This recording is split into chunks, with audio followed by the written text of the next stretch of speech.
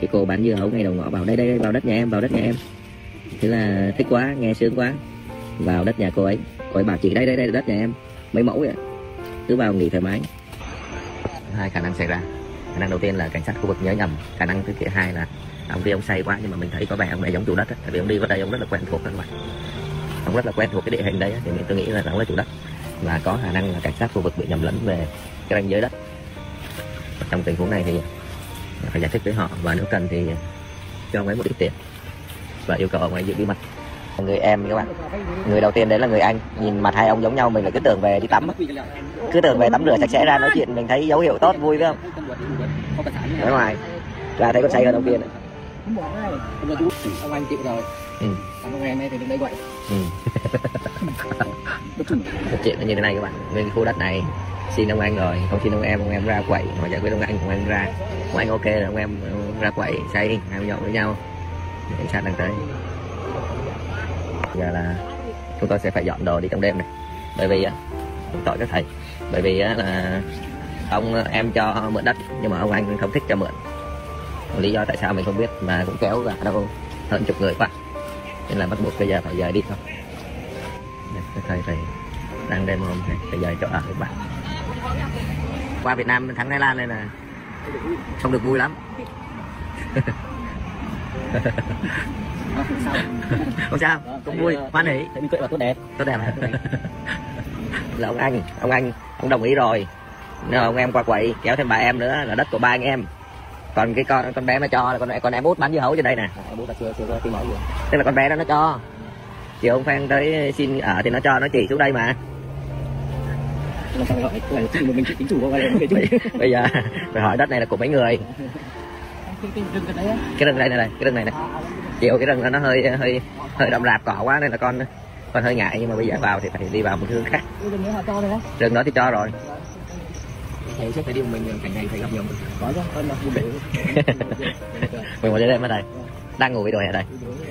Bây giờ là mấy giờ ta? Bây giờ 10 giờ mấy rồi đó. 10 giờ 20 phút rồi. Thầy ngồi đây đi. Đây cắt cái phụ luôn. Chịu khó lại đi. Tại bên trong cái rừng nó đậm lắm. Ngoài đây vùng bên đây nó nhiều. Đêm qua thì có hai anh chủ đất người ta cũng say rượu, người ta đến người ta cũng không đồng ý là cho các thầy nghỉ tại đất nhà người ta, mặc dù là biết là các thầy tại vì đất nước Thái Lan là cũng rất là kính trọng các thầy ấy, các sư các thầy ấy. Nhưng mà khi mà người ta biết thì người ta cũng không đồng ý cho ở lại đất, thì đất đấy nó cũng chả có cái gì cả, chỉ là cái chỗ bãi đất không thôi các bạn, không có tài sản gì ở đó cả. Và cũng có cả hai anh cảnh sát đi theo, nhưng mà cũng nói về chứng minh là nguồn gốc rõ ràng các thứ, thì nhưng mà cuối cùng là vẫn hai anh đó là vẫn không đồng ý các bạn ạ. Thì cái chỗ đấy thì chiều hôm qua thì anh báo anh đi trên đường ấy là có gặp một chị chủ, kiểu cái đất đấy là có 4 chủ các bạn, kiểu anh em trong gia đình ấy. Thì cái chị đầu tiên thì chị bán dưa hấu dọc đường, chị rất hoan hỉ, chị mời vào, tại vì chị cũng là một cái thành viên trong chủ đất đó. Nhưng mà thế nào đi về đấy thì hai anh trai của chị đấy là tối thì mình thấy là cũng say rượu rồi các bạn. Thì đi vào cũng lần đầu tiên là đi vào thấy mặt hòm hòm thì là cũng không thích. Thì tôi nghĩ là chắc là đơn giản thôi, nói thế là mọi người cũng hoan hỉ thôi. Thế nhưng mà lần sau về thì lại kéo theo cả thêm anh với cả vợ của anh đi tới để có thể là nói là các thầy hay là anh em trong đoàn là không thể nào ở đấy được. Thế thôi thì tất cả mọi người cũng hoan hỉ thì cũng tốt đẹp. Di chuyển sang một chỗ khác.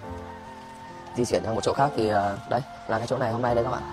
Thì hôm qua đến đây thì vì đi vào buổi tối thì cũng hơi khó khăn một chút, thì để tìm cái chỗ nào thứ nhất là đất bằng này, ít cỏ này, ít cỏ xanh các bạn. Và thứ hai là không tìm chỗ nào không có kiến và tránh sương. Nhưng mà cuối cùng thì cũng tốt đẹp thôi. Thì phía bên đằng này đây thì góc đằng trong này thì là có thầy Minh Trí là chọn động đấy này. Thì bên ngoài là có thầy Minh Tạng, thầy Trơn Trí và thầy Minh Tuệ là ở đây, như các bạn thấy đằng sau này.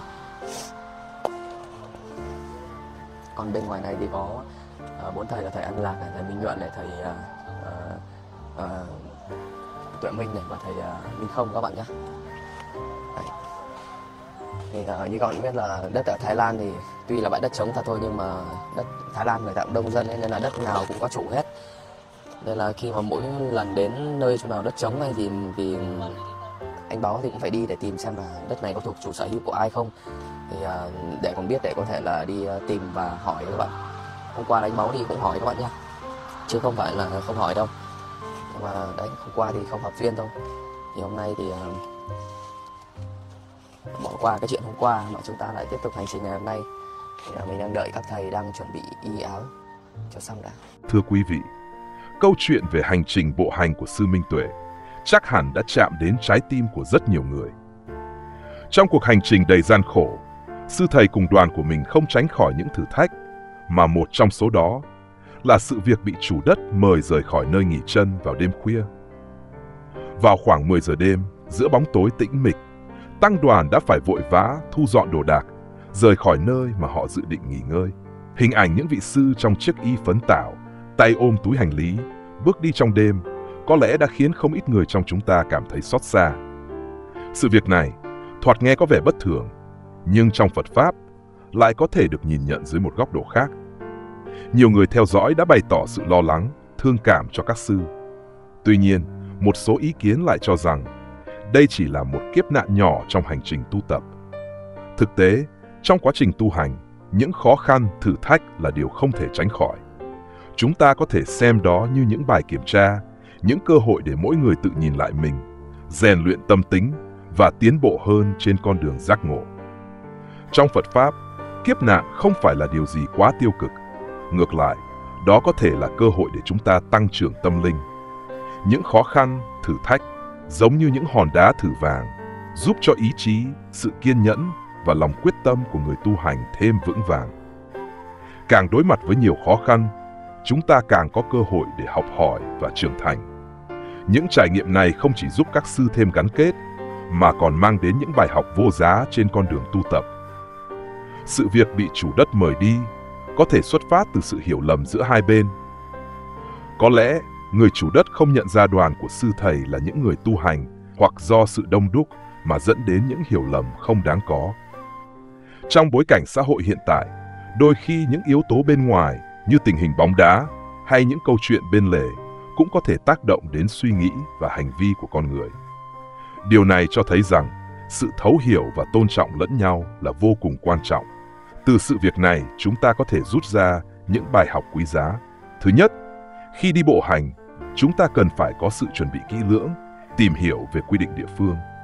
Thứ hai, cần phải giao tiếp rõ ràng, cởi mở với những người xung quanh để tránh những hiểu lầm. Cuối cùng, phải luôn chuẩn bị tinh thần đối mặt với những tình huống bất ngờ. Quan trọng hơn hết, sự thấu hiểu giữa các bên là chìa khóa để giải quyết mọi vấn đề. Chúng ta cần có sự tôn trọng lẫn nhau giữa người dân địa phương và đoàn sư. Chỉ khi có sự cảm thông, chúng ta mới có thể xây dựng những mối quan hệ tốt đẹp và cùng nhau hướng đến những điều tốt lành. Dù có những khó khăn xảy ra, các sư vẫn tiếp tục cuộc hành trình với tinh thần lạc quan và kiên định. Những kiếp nạn này không làm chùn bước mà ngược lại, còn là động lực để các thầy vững bước trên con đường mình đã chọn. Chúng ta hãy cùng nhau cầu nguyện và hỗ trợ để những bước chân của sư thầy cùng đoàn luôn được bình an và thành tựu. Hy vọng rằng những sự việc như vậy sẽ giúp nâng cao nhận thức của mọi người về những người tu hành và cùng nhau xây dựng một xã hội an lành, tốt đẹp hơn. Đường vào buổi sáng quá đẹp không? Đẹp quá nhỉ? Đẹp.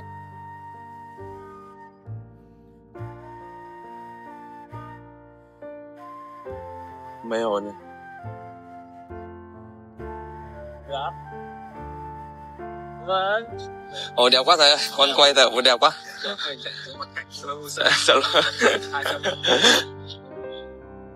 Rồi, con cảm ơn thầy.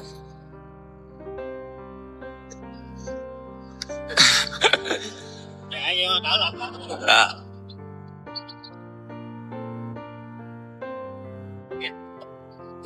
Dạ con xin. Con cảm ơn thầy.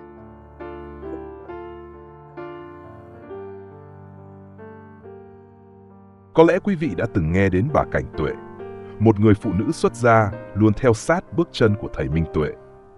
Bà đã đồng hành cùng thầy trên khắp các nẻo đường, từ Huế vào Nha Trang, lên Gia Lai và giờ đây là ở tận đất Lào.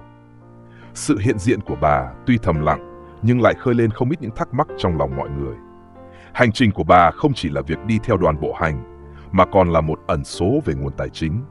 Một người xuất gia lẽ ra nên an tịnh tu hành, nhưng lại có thể liên tục di chuyển trên quãng đường dài, cả trong và ngoài nước. Điều này khiến nhiều người đặt dấu hỏi về động cơ thực sự của bà. Phải chăng có một tổ chức, một nguồn lực nào đó đứng sau lưng hỗ trợ?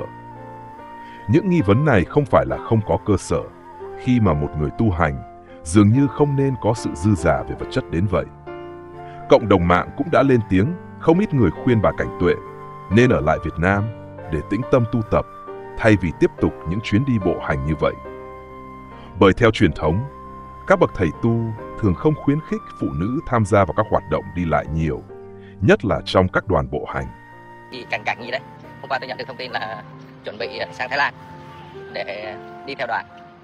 Mọi người ai là người thân thì khuyên cô ấy ở lại Việt Nam tu tập, đừng có đi theo tăng đoàn. Cảnh tuệ, dạ đúng rồi, không có gần nữ nhân được, nên là nếu mà có vấn đề gì thì cử Lê Quang Hà ra xử lý. Nếu như mà bà Cảnh Tuệ mà bà sang đây là giao cho em toàn quyền xử lý nhé. Báo với các bạn một cái thông tin mà tôi có hỏi thầy bảo là không tốt. Một người mà rất yêu quý thầy, người đã cung cấp cho tôi rất nhiều cái thông tin quan trọng trên thế giới. Đó là hiện nay có một tổ chức đã phát hành đồng coin. Ok, đồng coin lấy tên là Minh Tuệ, tức là lấy tên của thầy. Tên web của nó là minh tuệ.im. IM là tên miền của đảo Man thuộc Liên Hiệp Anh. Và cái đường link của trang web này là dẫn đến BBC, nên là cũng có khả năng là BBC là tổ chức đứng sau cái đồng coin này. Và họ đang thấy rằng là có rất nhiều người Việt Nam cũng như trên thế giới theo từng bước chân của thầy, vì vậy họ đã phát hành cái đồng coin này. Và tôi dự báo là khi cái đồng coin này được phát hành thì sẽ có rất nhiều người đầu tư. Và khi họ đầu tư như vậy thì tôi không biết là thế nào, có thể nó sẽ tăng phi mã, và có thể nó chỉ là một cái đồng coin kỷ niệm, nhưng một tổ chức lấy tên của thầy để đặt cho một đồng coin và mà không có bất kỳ động thái gì xin phép thì tôi cho rằng đó là một cái điều không nên. Cho dù các bạn làm với mục đích gì thì đó cũng là điều không tốt. Và thầy cũng nói những cái đấy ảo thôi, cho dù nó có lên như đồng Bitcoin nữa thì cũng là ảo hết. Nên các bạn hãy thận trọng trước khi đầu tư một cái gì đó. Nếu mà chúng ta vì yêu quý thầy mà thấy tên như vậy và chúng ta đầu tư vào thì như lần trước thầy đã nói rồi, khi mà chúng ta bố thí cái tiền nào đó mà nó không hợp thời thì nó không chỉ không có phước báu mà có thể là giảm phước. Nên các bạn cần phải chú ý cảnh giác những cái thông tin như vậy. Và tôi vẫn chưa thấy cái tổ chức nào liên hệ với thầy để xin phát hành cái đồng coin đó. Nhưng mà đồng coin đó hiện nay đang lấy tên thầy, hay bất kỳ một cái tổ chức, một cá nhân nào đó lấy tên thầy để làm cái gì, để kêu gọi bất kỳ một cái hoạt động nào đó, thì các bạn đừng bao giờ chuyển tiền hay là ủng hộ cái tổ chức đó, bởi vì thầy không cần gì cả. Các bạn thấy này, thầy 3 y 1 bát, hết thực ăn không hết, chỗ nào xin được chỗ ở thì đó là nhà, thì không có chuyện mà thầy kêu gọi hay là thầy cần ai hay là nhờ người trợ duyên gì cả các bạn nhé. Nên là chúng ta phải hết sức cảnh giác với những cái chiêu trò đó của những người kêu gọi từ thiện. Và chúng tôi hiện nay kế hoạch đi đến Myanmar thì vẫn là kế hoạch, và tôi đã nói là cái thời điểm nào chúng tôi cần huy động thì chúng tôi sẽ có một cái phương thức để huy động. Còn bây giờ vẫn chưa, nên bất kỳ ai kêu gọi những cái hoạt động từ thiện hay gì đó cho đoàn bộ hành đều là những người giả danh trục lợi. Câu chuyện không chỉ dừng lại ở đó, một vấn đề khác nổi lên, đó là sự xuất hiện của đồng tiền ảo mang tên Minh Tuệ. Một tổ chức nào đó đã tạo ra đồng tiền điện tử này, và điều đáng nói là trang web liên kết đến đồng tiền này lại dẫn đến trang của BBC. Sự việc này dấy lên một làn sóng nghi ngờ về mối liên quan giữa BBC và việc phát hành đồng tiền ảo này. Nếu đồng tiền này thực sự được phát hành chính thức, nguy cơ là rất lớn. Rất có thể, những người yêu mến thầy Minh Tuệ với tấm lòng tin tưởng sẽ đầu tư vào đồng tiền này, làm cho giá trị của nó tăng lên nhanh chóng. Tuy nhiên, cũng không loại trừ khả năng đây chỉ là một sản phẩm kỷ niệm, mang tính chất nhất thời và không có giá trị đầu tư thực tế. Thầy Minh Tuệ đã luôn giữ lập trường không dính líu đến vật chất hay tiền bạc. Việc sử dụng tên tuổi của thầy để phát hành đồng tiền ảo là một hành động không phù hợp với tinh thần tu tập mà thầy theo đuổi. Vì vậy, những ai yêu mến thầy, hãy hết sức cẩn trọng và tránh xa mọi hoạt động liên quan đến đồng tiền ảo này. Đây là một lời cảnh tỉnh, nhắc nhở chúng ta về sự sáng suốt và tỉnh táo trước những cám dỗ vật chất. Trong hành trình của mình, đoàn bộ hành cũng đã gặp phải một số khó khăn. Tại Thái Lan, đoàn đã bị chủ đất yêu cầu rời đi trong đêm do chưa xin phép đúng quy định. Việc sở hữu đất đai ở Thái Lan rất nghiêm ngặt. và bất kỳ hành vi sử dụng đất mà không có sự cho phép của chủ sở hữu đều có thể dẫn đến tranh chấp. Một trong những người chủ đất, do có chút men rượu, đã trở nên nóng nảy, gây ra sự căng thẳng không đáng có. Dù trước đó, Đoàn đã nhận được sự đồng ý từ một trong những chủ sở hữu, nhưng sự hiểu lầm vẫn xảy ra. Đây là một minh chứng cho thấy, đôi khi chỉ một chút xao động, thiếu kiểm soát trong lời nói và hành động cũng có thể dẫn đến những rắc rối không đáng có. Tuy nhiên, bằng tinh thần lạc quan và sự nhẫn nại, Đoàn đã nhanh chóng thu dọn đồ đạc và di chuyển đến một bãi đất khác. Mọi người đều giữ được sự vui vẻ, hoan hỉ. Sự cố này đã được giải quyết một cách êm đẹp, giúp Đoàn tiếp tục hành trình của mình một cách nhẹ nhàng. Đây là một bài học về sự bình tĩnh và nhẫn nại trong mọi tình huống. Trong đoàn bộ hành có những sự chia ly và cũng có những niềm vui mới.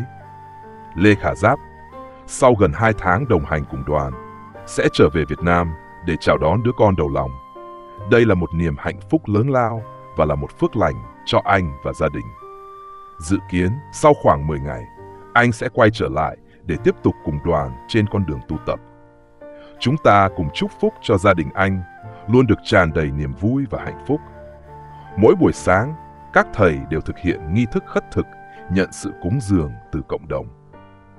Đây là một hoạt động mang ý nghĩa sâu sắc, thể hiện sự hòa hợp giữa người tu và đời.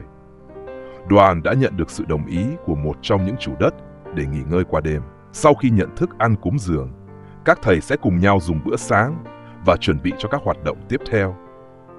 Dù có những khó khăn, những thử thách trên con đường đi, nhưng tinh thần của đoàn vẫn luôn lạc quan và vui vẻ. Các thầy luôn giữ được sự bình an trong tâm hồn và luôn lan tỏa niềm hoan hỉ đến mọi người xung quanh. Đây chính là sức mạnh của sự tu tập, giúp chúng ta vượt qua mọi chướng ngại trong cuộc sống. Kính thưa quý vị, câu chuyện về đoàn bộ hành, về thầy Minh Tuệ và những người đồng hành cùng thầy vẫn còn rất nhiều điều để suy ngẫm. Mong rằng qua những chia sẻ này, chúng ta có thể hiểu hơn về những khó khăn, những thử thách và cả những niềm vui trên con đường tu tập. Điều quan trọng nhất là chúng ta luôn giữ được sự tỉnh táo, sáng suốt và lòng từ bi để có thể phân biệt được đúng sai và luôn hướng đến những điều thiện lành.